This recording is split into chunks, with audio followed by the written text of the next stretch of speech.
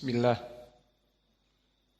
Innal hamdalillah nahmaduhu wa nasta'inuhu wa nastaghfiruh wa na'udzu billahi min shururi anfusina wa min sayyiati a'malina. May yahdihillahu fala mudhillalah wa may yudlil fala hadiyalah. Wa ashhadu an la ilaha illallah wahdahu la syarikalah. Wa ashhadu anna Muhammadan abduhu wa rasuluh. Amma ba'du. Alhamdulillah fi hadzal yawm yaumul itsnain ar-rabi' min Jumadal ula 1444 muqabil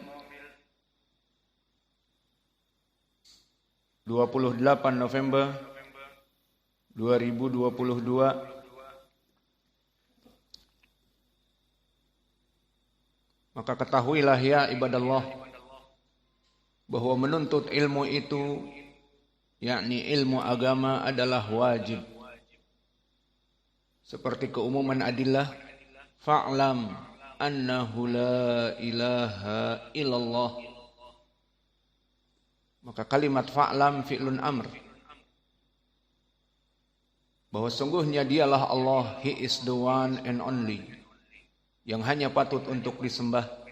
Tidak ada sesembahan yang berhak kecuali Dia. Syahidnya disebutkan oleh Allah, fa'lam, menuntut ilmu. Ketahuilah. Dan adapun di dalam hadis, datang hadis dari Anas ibnu Malik dari berbagai jalan. Lebih dari 10 jalan dari Anas. Kemudian datang dari Abi Sa'id Al-Khudri, yang semua jalannya tidak ada yang lekang dari kesahihan, semuanya dhaif. Namun bisa naik kepada derajat hasan li ghairih paling sedikit, ataupun sahih li ghairih yang berhak. Berkata Rasulullah sallallahu alaihi wa ala alihi wasallam, talabul ilmi faridatun ala kulli muslim, bahwa menuntut ilmu itu adalah wajib bagi seluruh kaum muslimin.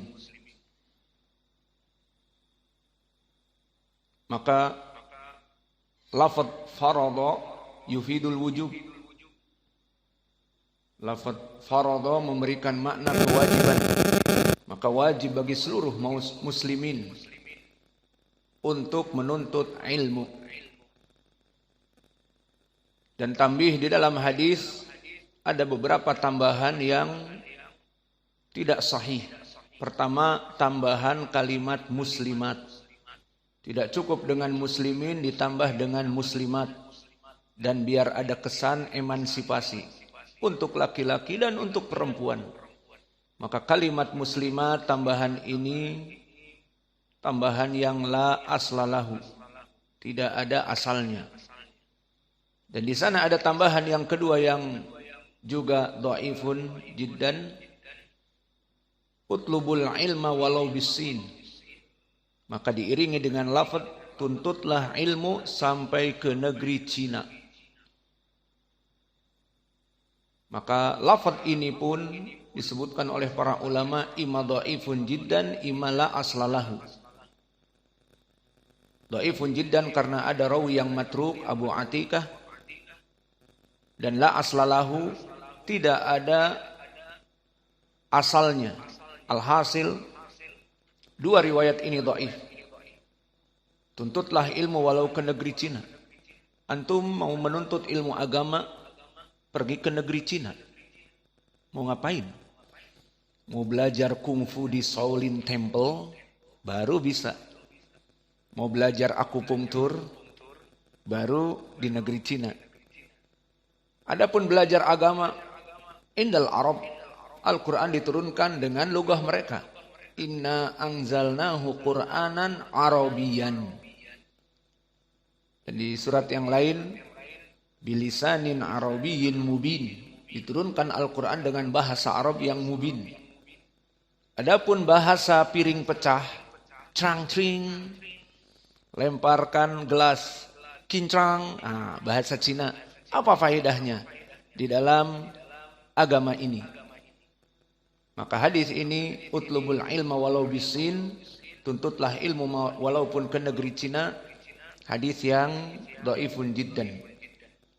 Alhasil dari pengantar tentang menuntut ilmu ini, maka maknanya, wahai seluruh manusia, kaum muslimin, menuntut ilmu itu wajib.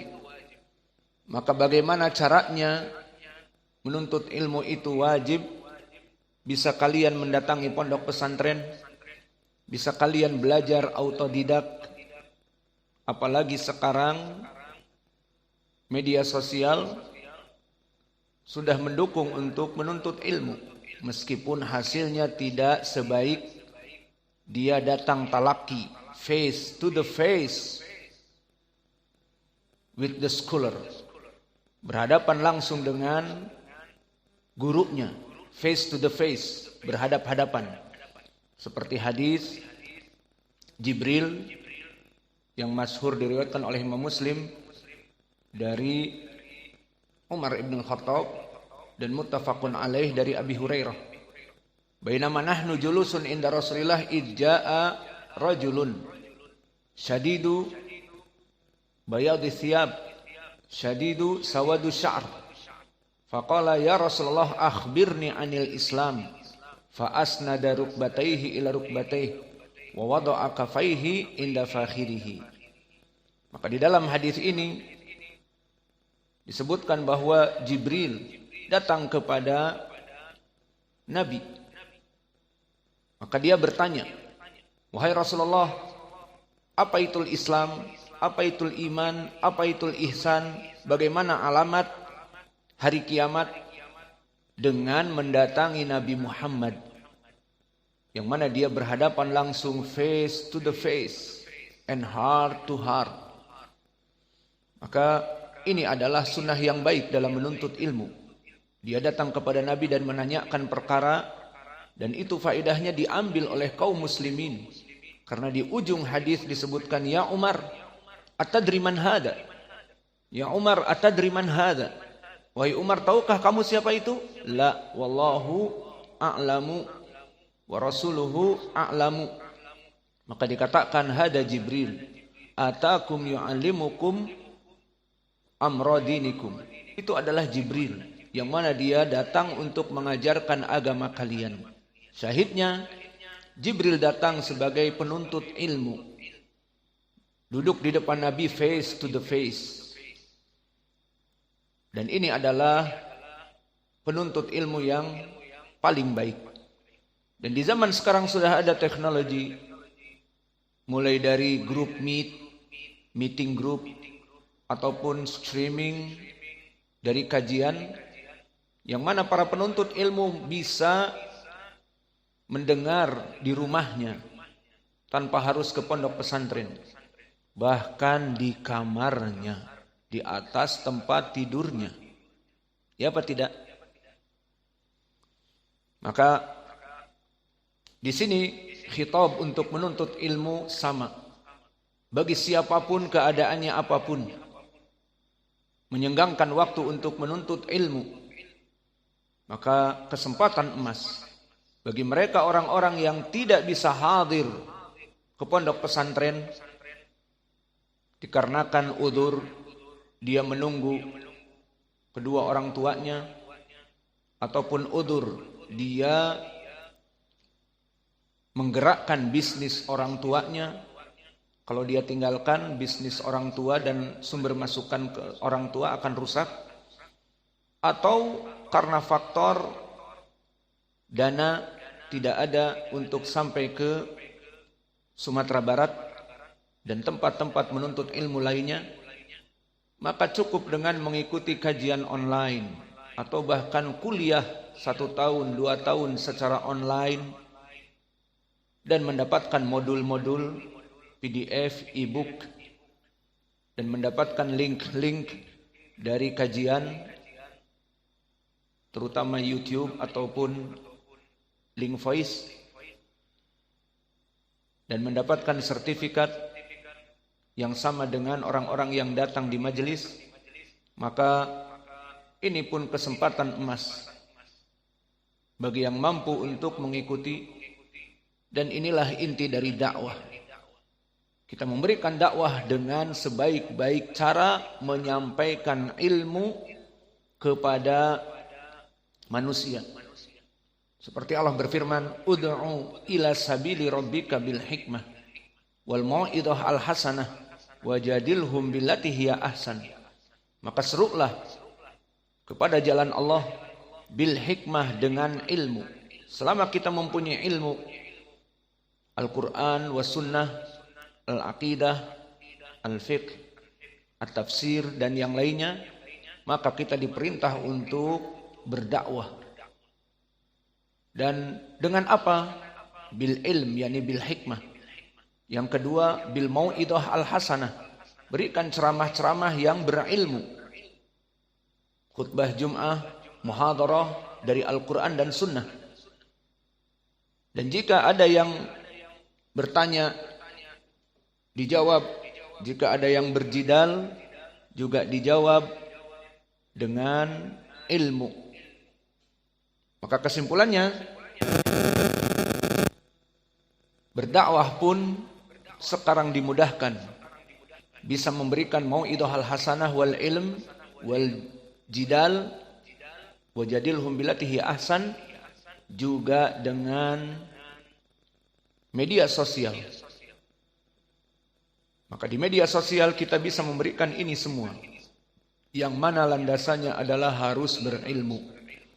Maka ini bantahan juga kepada orang-orang yang penting semangat mengajar dakwah, keluar 3 hari, sepekan, 10 hari, puncaknya 4 bulan, yang dinamakan dengan khuruj. Maka ini bukan dari sunnah. Kita berdakwah kemana-mana, tidak dibatasi 40 hari, tidak dibatasi 3 hari.